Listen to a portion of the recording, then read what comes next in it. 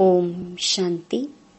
11 जुलाई 2024 बाबा के महावाक्य। मीठे बच्चे, सुन्न अवस्था अर्थात अशरीरी बनने का अभी समय है। इसी अवस्था में रहने का अभ्यास करो। प्रश्न: सबसे ऊंची मंजिल कौन सी है? उसकी प्राप्ति कैसे होगी? उत्तर: संपूर्ण सिविलाइज्ड बनना, यही ऊंच मंजिल है। कर्मेंद्रियों में जरा भी चलायमानी न आए, तब संपूर्ण सिविलाइज्ड बने। जब ऐसी अवस्था हो, तब विश्व की बादशाही मिल सकती है। गायन भी है, चढ़े तो चाखे वैकुंठ रस, गिरे तो चकनाचूर। अर्थात राजाओं का राजा बने, नहीं तो प्रजा। अब जांच करो मेरी वृत्ति कैसी है। कोई भी भूल तो नहीं होती है। ओम शांति। आत्म अभिमानी हो बैठना है। बाप बच्चों को समझाते हैं कि अपने को आत्मा समझो। अब बाबा ऑलराउंडर से पूछते हैं, सतयुग में आत्म अभिमानी होते हैं या देह अभिमानी? वहां तो ऑटोमेटिकली आत्म अभिमानी रहते हैं। घड़ी घड़ी याद करने की दरकार नहीं रहती।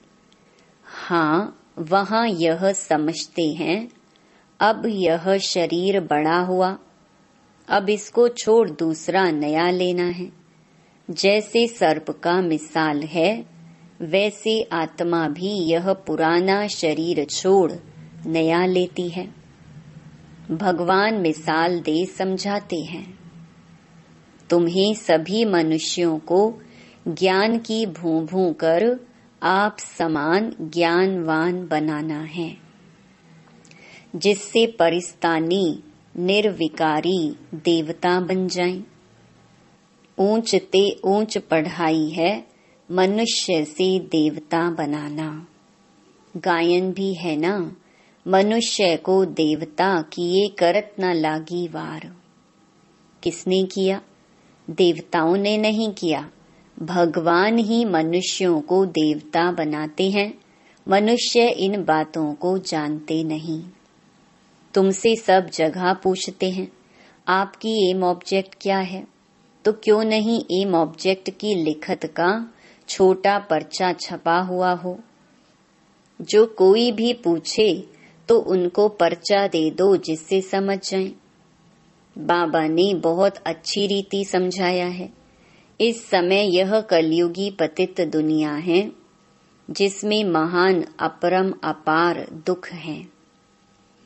अब हम मनुष्यों को सतयुगी पावन महान सुख धाम में ले जाने की सर्विस कर रहे हैं व रास्ता बताते हैं।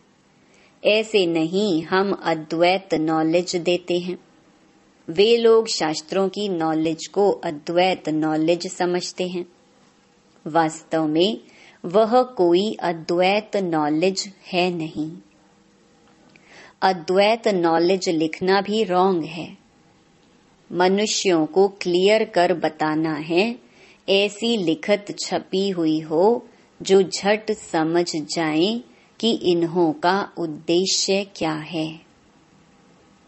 कलयुगी पतित भ्रष्टाचारी मनुष्यों को हम अपार दुखों से निकाल सतयुगी पवित्र श्रेष्ठाचारी अपार सुखों की दुनिया में ले जाते हैं।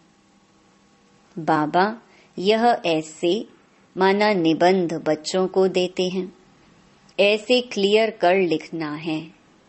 सब जगह ऐसी तुम्हारी लिखत रखी हो, झट वह निकालकर दे देनी चाहिए, तो समझें हम तो दुख धाम में हैं, गंध में पड़े हैं।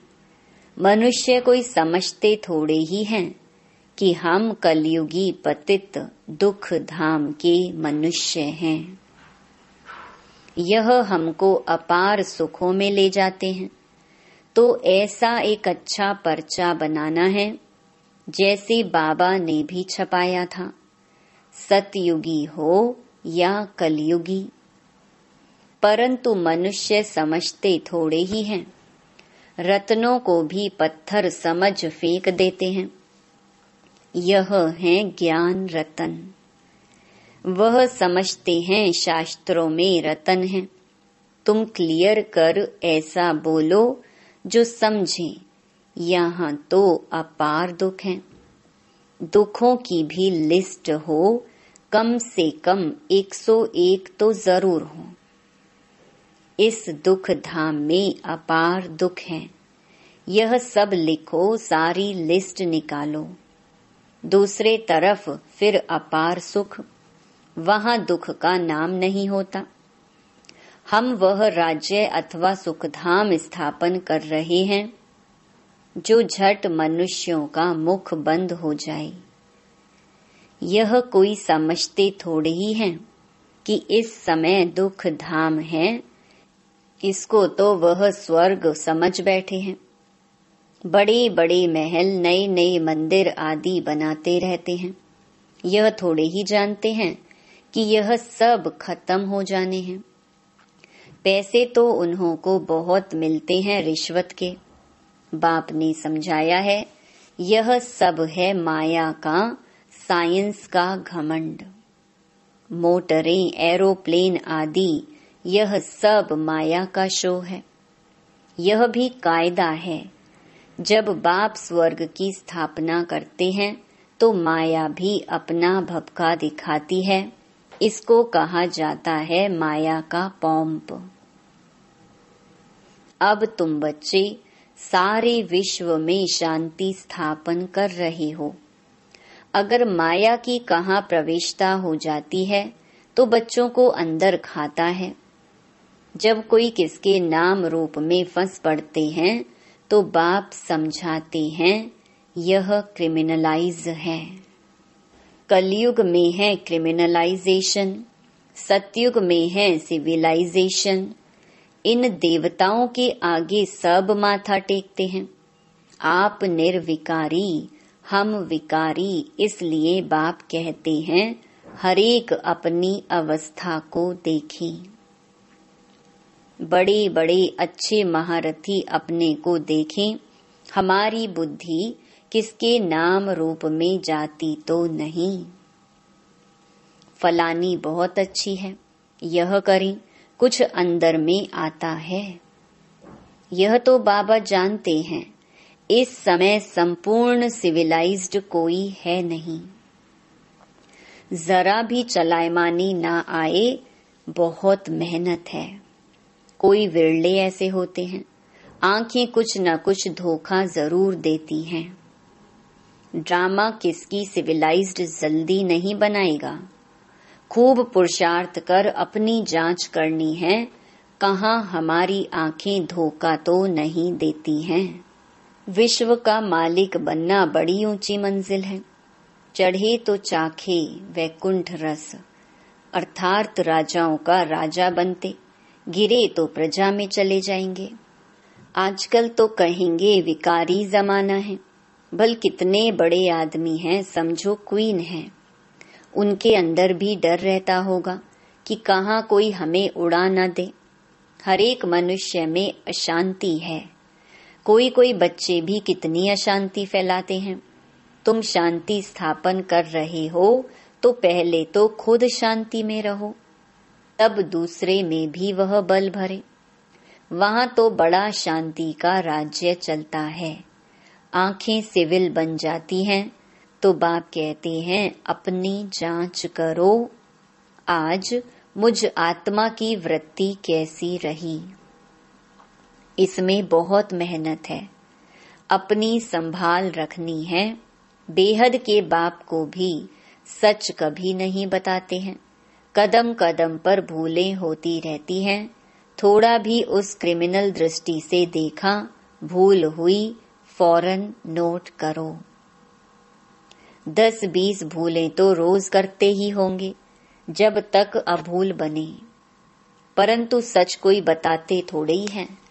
देह अभिमानी से कुछ न कुछ पाप जरूर होगा, वह अंदर खाता रहेगा। कोई तो समझते ही नहीं कि भूल किसको कहते हैं। जानवर समझते हैं क्या? तुम भी इस ज्ञान के पहले बंदर बुद्धि थे। अब कोई 50%, कोई 10%, कोई कितना चेंज होते जाते हैं। यह आंखें तो बहुत धोखा देने वाली हैं। सबसे तीखी हैं आंखें। बाप कहते, तुम आत्मा अशरीरी आई थी, शरीर नहीं था। क्या अभी तुमको पता है कि दूसरा कौन सा शरीर लेंगे, किस संबंध में जाएंगे? मालूम नहीं पड़ता। गर्भ में सुन्न ही सुन्न रहते हैं। आत्मा बिल्कुल ही सुन्न हो जाती। जब शरीर बड़ा हो तब पता पड़े। तो तुमको ऐसा बनकर जाना है। बस यह पुराना शरीर छोड़कर हमको जाना है। फिर जब शरीर लेंगे तो स्वर्ग में अपना पार्ट बजाएंगे। सुन्न होने का अभी समय है। भल आत्मा संस्कार ले जाती है। जब शरीर बड़ा होता है तब संस्कार इमर्ज होते हैं। अभी तुमको घर जाना है, इसलिए पुरानी दुनिया का, इस शरीर का भान उड़ा देना है। कुछ भी याद न रहे। परहेज बहुत रखना है। जो अंदर में होगा वही बाहर निकलेगा। शिव बाबा के अंदर में भी ज्ञान है, मेरा भी पार्ट है। मेरे लिए ही कहते हैं ज्ञान का सागर। महिमा गाते हैं, अर्थ कुछ नहीं जानते। अभी तुम अर्थ सहित जानते हो। बाकी आत्मा की बुद्धि ऐसी वर्थ नॉट अ पेनी हो जाती है। अब बाप कितना बुद्धिवान बनाते हैं। मनुष्यों के पास तो करोड़ पदम हैं। यह माया का पॉम्प है ना। साइंस में जो अपने काम की चीजें हैं वह वहां भी होंगी। वह बनाने वाले वहां भी जाएंगे। राजा तो नहीं बनेंगे। यह लोग पिछाड़ी में तुम्हारे पास आएंगे, फिर औरों को भी सिखाएंगे। एक बाप से तुम कितने सीखते हो। एक बाप ही दुनिया को क्या से क्या बना देते हैं। इन्वेंशन हमेशा एक निकालते हैं फिर फैलाते हैं। बॉम्ब्स बनाने वाला भी पहले एक था। समझा, इनसे दुनिया विनाश हो जाएगी, फिर और बनाते गए। वहां भी साइंस तो चाहिए ना। टाइम पड़ा है, सीखकर होशियार हो जाएंगे। बाप की पहचान मिल गई, फिर स्वर्ग में आकर नौकर चाकर बनेंगे। वहां सब सुख की बातें होती हैं। जो सुख धाम में था वह फिर होगा। वहां कोई रोग दुख की बात नहीं। यहाँ तो अपरम अपार दुख है, वहां अपरम अपार सुख है। अभी हम यह स्थापन कर रहे हैं, दुख हरता सुख करता एक बाप ही है। पहले तो खुद की भी ऐसी अवस्था चाहिए, सिर्फ पंडिताई नहीं चाहिए। ऐसी एक पंडित की कथा है। बोला, राम नाम कहने से पार हो जाएंगे। यह इस समय की बात है। तुम बाप की याद में विषय सागर से क्षीर सागर में चले जाते हो। यहाँ तुम बच्चों की अवस्था बड़ी अच्छी चाहिए। योग बल नहीं है, क्रिमिनल आईज हैं, तो उनका तीर लग नहीं सकता। आंखें सिविल चाहिए। बाप की याद में रह किसको ज्ञान देंगे तो तीर लग जाएगा। ज्ञान तलवार में योग का जौहर चाहिए। नॉलेज से धन की कमाई होती है। ताकत है याद की। बहुत बच्चे तो बिल्कुल याद करते ही नहीं, जानते ही नहीं।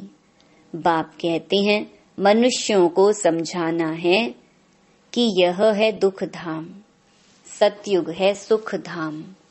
कलयुग में सुख का नाम नहीं, अगर है भी तो भी काग विष्टा के समान है। सतयुग में तो अपार सुख है।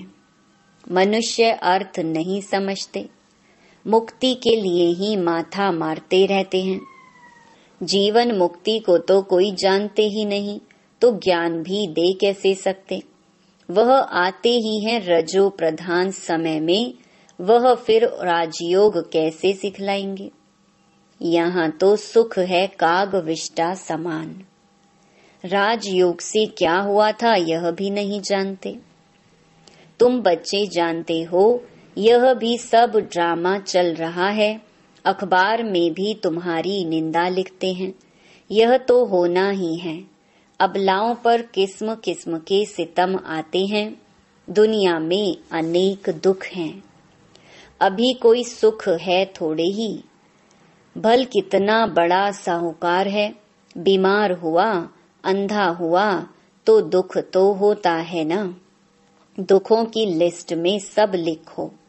रावण राज्य कलयुग के अंत में यह सब बातें हैं। सतयुग में दुख की एक भी बात नहीं होती है। सतयुग तो होकर गया है ना, अभी है संगम युग। बाप भी संगम पर ही आते हैं। अभी तुम जानते हो 5000 वर्ष में हम क्या क्या जन्म लेते हैं, कैसे सुख से फिर दुख में आते हैं। जिनको सारा ज्ञान बुद्धि में है, धारणा है, वह समझ सकते हैं। बाप तुम बच्चों की झोली भरते हैं। गायन भी है धन दिए धन ना खोटे। धन दान नहीं करते हैं तो गोया उनके पास है ही नहीं, तो फिर मिलेगा भी नहीं। हिसाब है ना। देते ही नहीं तो मिलेगा कहाँ से, वृद्धि कहाँ से होगी। यह सब है अविनाशी ज्ञान रतन। नंबरवार तो हर बात में होते हैं ना। यह भी तुम्हारी रूहानी सेना है। कोई रूह जाकर ऊंच पद पाएगी, कोई रूह प्रजा पद पाएगी, जैसे कल्प पहले पाया था।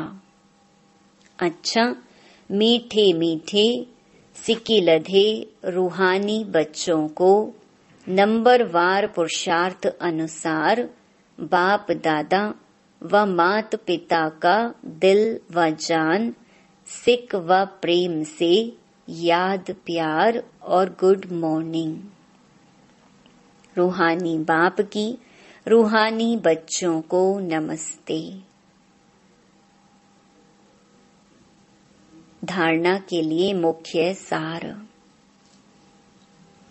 पहला, अपनी संभाल करने के लिए कदम कदम पर जांच करनी है कि ए, आज मुझ आत्मा की वृत्ति कैसी रही। बी, आंखें सिविल रही। सी, देह अभिमान वश कौन सा पाप हुआ। दूसरा, बुद्धि में अविनाशी ज्ञान धन धारण कर फिर दान करना है। ज्ञान तलवार में याद का जौहर जरूर भरना है। वरदान, सत्यता की अथॉरिटी को धारण कर सर्व को आकर्षित करने वाले निर्भय और विजयी भव। आप बच्चे सत्यता की शक्तिशाली श्रेष्ठ आत्माएं हो। सत्य ज्ञान, सत्य बाप, सत्य प्राप्ति, सत्य याद, सत्य गुण, सत्य शक्तियां सब प्राप्त हैं। इतनी बड़ी अथॉरिटी का नशा रहे तो यह सत्यता की अथॉरिटी हर आत्मा को आकर्षित करती रहेगी। झूठ खंड में भी ऐसी सत्यता की शक्ति वाले विजयी बनते हैं। सत्यता की प्राप्ति खुशी और निर्भयता है। सत्य बोलने वाला निर्भय होगा, उनको कभी भय नहीं हो सकता। स्लोगन: वायुमंडल को परिवर्तन करने का साधन है पॉजिटिव संकल्प और शक्तिशाली वृत्ति। ओम शांति।